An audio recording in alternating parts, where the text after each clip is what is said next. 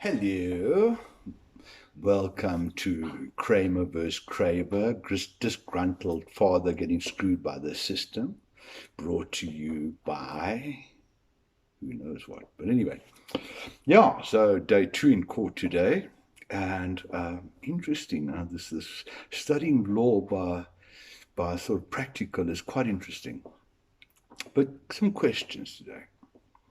First of all, I hear that my ex has been to see a family advocate. Now, I didn't even know what that was until about a couple of hours ago. But apparently, the family advocate has been in consultation with the ex, and they've all decided what's going to happen with my kids. They just decided. I wasn't consulted, I wasn't notified, I wasn't told that they're going or what the objective was, but they went, or they communicated. I'm not quite sure how. I haven't heard the full story yet. Gee, I can't wait to find out. But the advocates, this family advocate, has decided what happens to the future of my children. And it seems at the moment that they will go with my sweet, innocent, honest, truthful, transparent ex. And she will look after their well-being and their upbringing. I'm not quite sure if there's a man involved or not. Do I actually care? But it got me thinking, was the advocate there when we were changing nappies, when I was helping change nappies? Was he there when I invented angel wings for an easier way of changing nappies?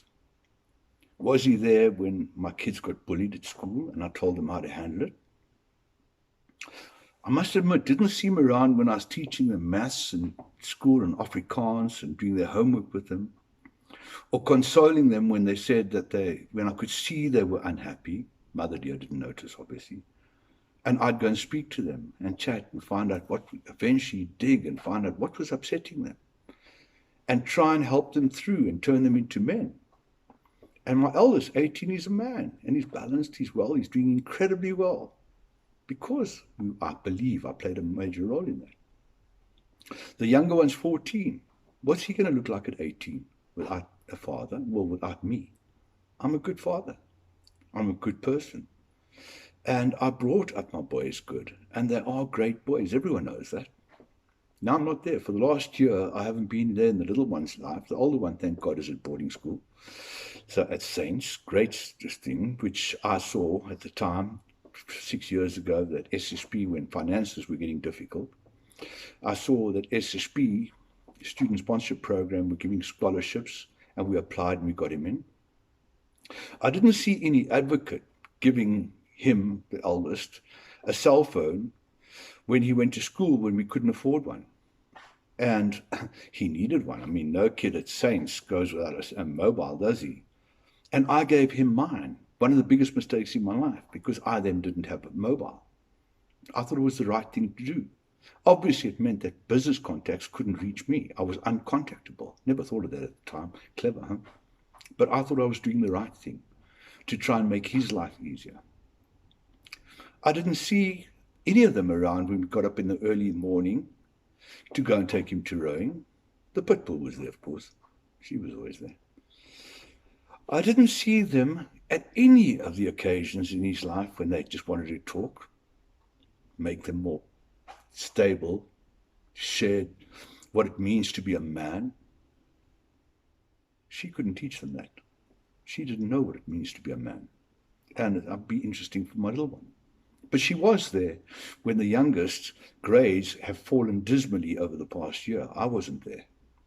I don't know if the family advocate was there. But I'm sure the family advocate is very proficient at deciding on a meeting in an hour what is best for children. Doesn't matter if they've got the facts. I mean, they're geniuses, aren't they?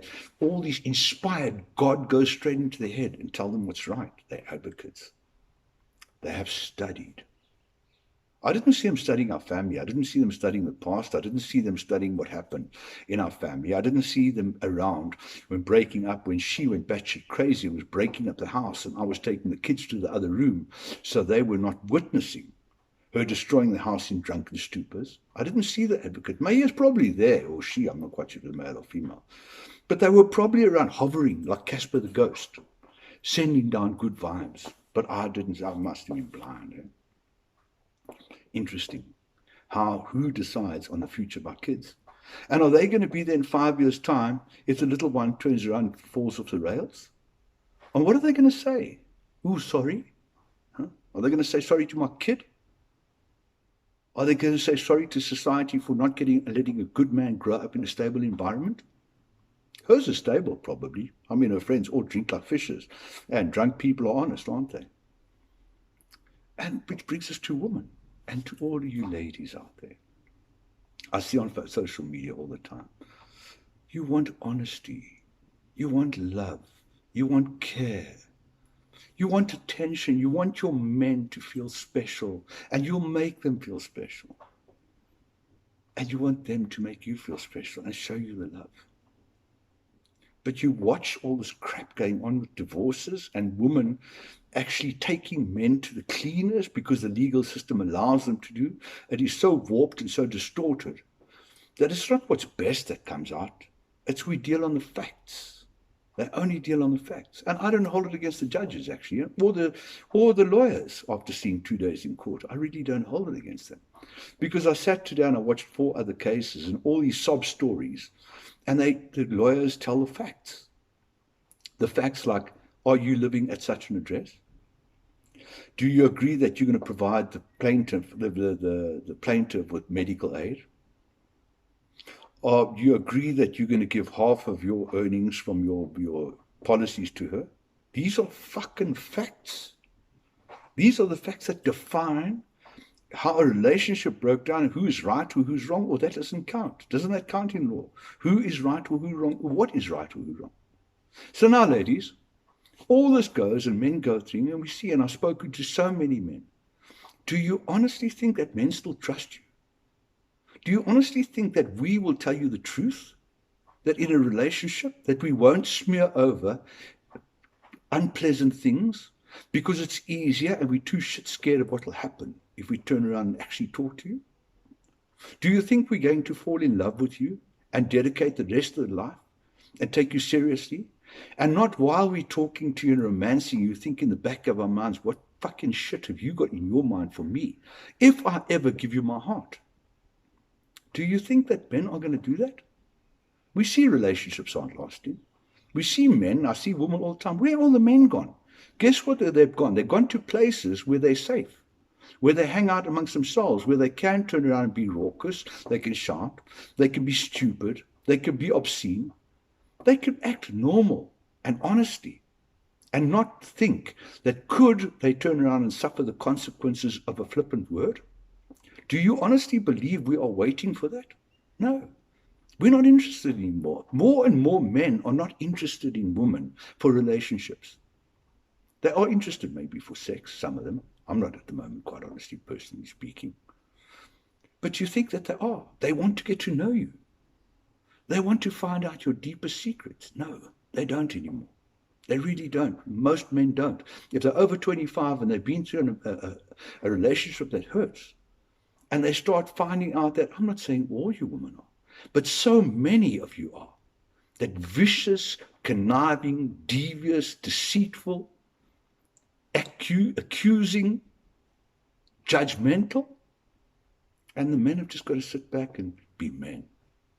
Well, then start acting like ladies and start turning around and contributing to the relationship and not treating it like an imposition and persecution and trying to put men, burn them at the stake. Try and work at the relationships and your marriages and your love life as hard as you expect men to. Because otherwise, ladies, guess what? You're going to find men that are interested in sex, but probably would settle for a whorehouse because it's easier and you don't have to explain. But getting into a love affair, I don't think you're going to have much chance. I don't think it's got luck. I think those days are numbered because we don't respect you anymore. You maybe don't respect us, but we try. That's my feeling. And if you don't like what I'm saying, I'm really sorry that you don't like honesty. But I'm hurt, I'm bitter, 2 years ago, I had a company and a family, and I've had a barring order, first of all, scarred out of my house, had protection orders issued against me on unjustified, completely trumped up things, bipolar. My son doesn't want to be in my company, and the son says, I don't know what she's talking about. And these are perjury, straight perjuries, protection orders. And in the system, they never came and said, hey, what's happened? They go and see this advocate. But are telling me, with my kids, my blood, I wouldn't even think of doing that to my wife, even in this present condition. And we have got to be honest. I don't know. Seems difficult, but the way I am feeling, bitter as I am now,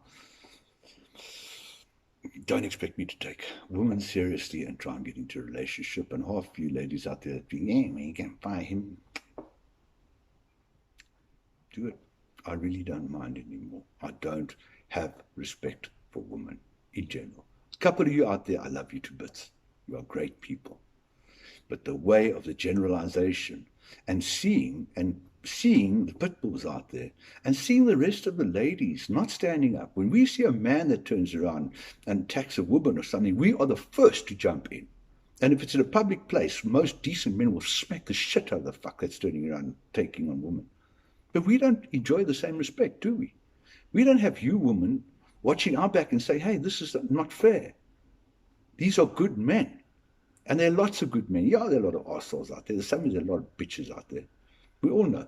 No sector of society is perfect. But this is insane, and it's making people bitter, and is driving the wedge between male and female deeper and deeper. And I do not see a happy ever after outcome. Maybe we should smell the coffee.